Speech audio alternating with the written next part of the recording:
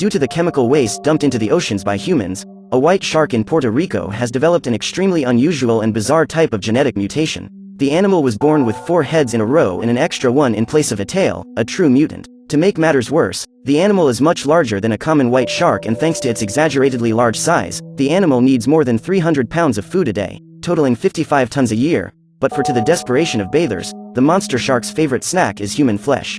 In the region where the giant predator usually hunts, a group of people is taking advantage of the beautiful clear waters to take some pictures on a speedboat.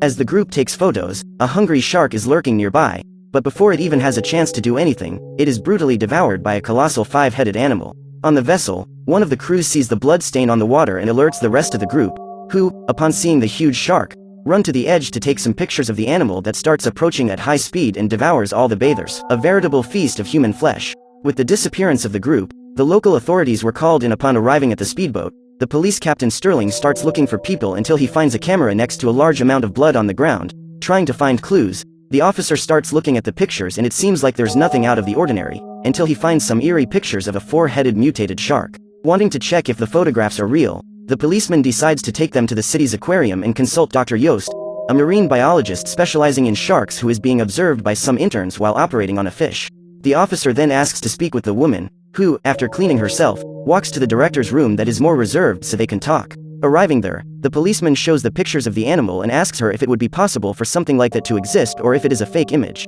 Even though it's a rarity, Dr. Yost believes the photo could be real, but is coerced by Marshall, the aquarium's director, into saying that she's never seen anything like that, and the chance of an animal like that surviving to the adult is minimal, because in all similar cases she studied, the shark died within a few months of life. After forcing the woman to lie to the police, Marshall decides to hunt the animal to put it on display in the aquarium to attract more tourists and, consequently, get more money. But as he couldn't do it alone, he forces the doctor and the other intern biologists to go with him to hunt down the mutant shark.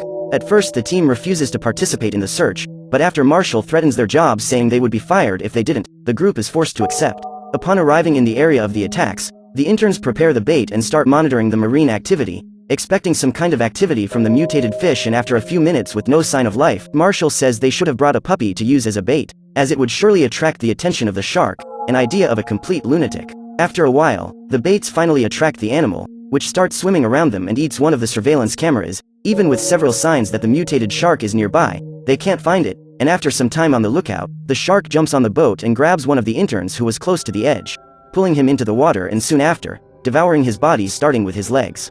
With the man dead, the team gives up on the hunt and heads back to shore. Upon arriving on land, Captain Sterling goes to the interns to collect their statements.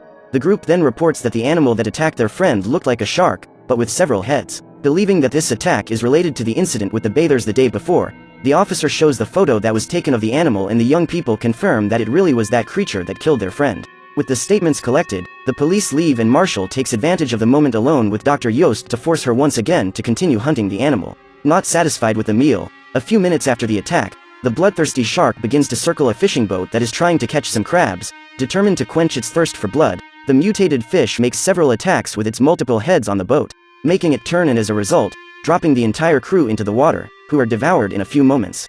In the lab, Marshall tries to convince the interns to go back to the hunt, but they all refuse, but once again they are forced to participate so they don't lose their jobs, but this time the group thinks it's better to go accompanied by someone with experience in this kind of thing. After all, they are biologists and not hunters. Dr. Yost knows someone perfect for this and decides to call him to help. That person is Red, an experienced and well-prepared shark hunter with sonar and other equipment such as sedatives and harpoons that will help in the capture of the mutated animal. As the group prepares to hunt, on a coral reef a few kilometers away, researchers are on a dive making reports on the reduction of marine life in the region thanks to cyanide and other chemical compounds, but unfortunately for them, the group is right in the hunting zone of the 5-headed shark, and when one of the researchers leaves the group to analyze the back of the reef, she ends up being brutally devoured. Not far away, a group of tourists are taking a tour of the waters and watching the marine life, when suddenly a huge humpback whale appears next to them. Enchanted with the beautiful animal, the travelers start taking several photographs, but are interrupted when the monster shark appears and starts attacking the giant mammal, killing it with ease. Afraid of the gigantic predator being able to capsize the boat, the tour guide picks up the radio and asks for the Coast Guard's help and is attended by Captain Sterling, who gathers his team and runs towards the place. Because he is tuned to the same frequency, Red also receives the call for help on the radio, and believing that it is his target, he heads to the place to help. Trying to attract the animal, the interns start throwing bait in the water while Red prepares his harpoon with a locator on the spear.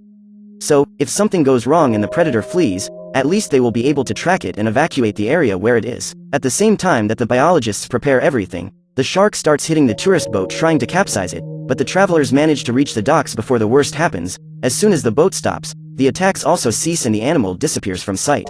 At that exact moment, Captain Sterling arrives with some other police officers and starts looking for the shark, which suddenly resurfaces and starts swimming towards them. Upon seeing the giant fish, the officers start shooting and even being shot. The monster manages to jump out of the water and grab one of the police officers on the dock. After one more meal, the insatiable mutant still wants more and swims in the direction of the bait the interns have thrown. When approaching, the predator sinks and then starts swimming around the vessel, without being able to see it. As the mutated animal does not reject a meal, he jumps out of the water and snaps the young girl. Knowing that he couldn't do anything to help her, Red takes his harpoon and shoots the shark in the heart that swallows the girl's body as if it were a small appetizer. Finding it very unlikely that the shark survived a harpoon shot to the heart, Captain Sterling clears the beaches that were off limits and pays a visit to the aquarium staff, congratulating them for finally killing the creature.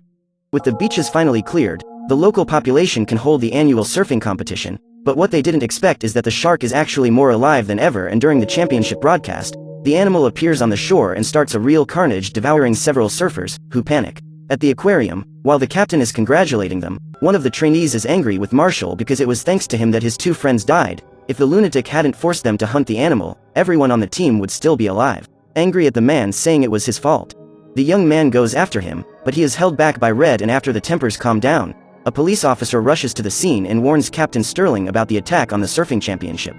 Determined to end this monstrous creature, Dr. Angie comes up with a plan. Knowing that sharks detest dolphins, she plans to use the mammal's sound through loudspeakers to corral the animal into a spot that will be filled with police-supplied dynamite bait that will explode as soon as it is ingested. With everything ready to put the plan into practice, the group splits into two boats, and while the biologists search for the location of the shark through sonar, the police begin to throw the speakers in the water to guide the animal to the cove. As a final step before they begin, Captain Sterling requests the evacuation of all beaches and the closure of coastal traffic. On Red's boat, the crew starts to throw the bait into the water and turn on the loudspeakers. As soon as the shark appears on the sonar, the police officer realizes that he is heading in the wrong direction and decides to use the boat to corner him, but the animal is extremely intelligent and hides under the boat, too close for detection devices to locate him. Trying to find the shark, the policewoman who is accompanying the captain starts looking around to try to locate it, but as she couldn't find it, the woman then decides to go to a higher point on the boat to have a greater visual range, and then hangs on the outside trying to get to the front of the boat.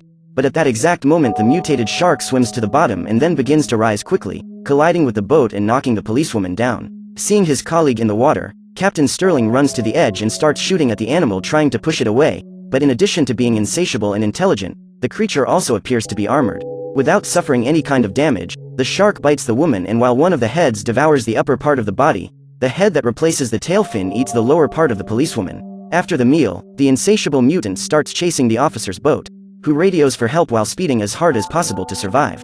Decided to kill the damn thing, the policeman leaves the boat, speeding towards the cove, and runs to the back where he starts firing several shots, but realizing that it wouldn't be enough, the man then takes some explosives and starts throwing them in the water, trying to kill the animal, but even the dynamite can't do any significant damage. The enraged shark then headbutts the back of the vessel, destroying the propellers and leaving the officer unable to get around. As his plan to take him to the baits doesn't work out, Captain Sterling starts dropping some bombs into the water to guide the animal in the direction he needs to, and then turns on the speakers, making him extremely uncomfortable. To escape the sound, the evil fish begins to swim towards the cove, but in the middle of the way, it ends up scraping on a rock, and thanks to that, the harpoon with the locator ends up falling. Checking on the monitoring equipment, Dr. Yost sees that the animal has stopped moving, and with no way of knowing where the creature is, they start moving the bait to lure it there, but with that they end up attracting a common white shark. When they see the fin in the water, the group starts to prepare, and as soon as the predator takes the bait and gets far enough away from the boat, Red triggers the detonator, tearing the poor shark to pieces.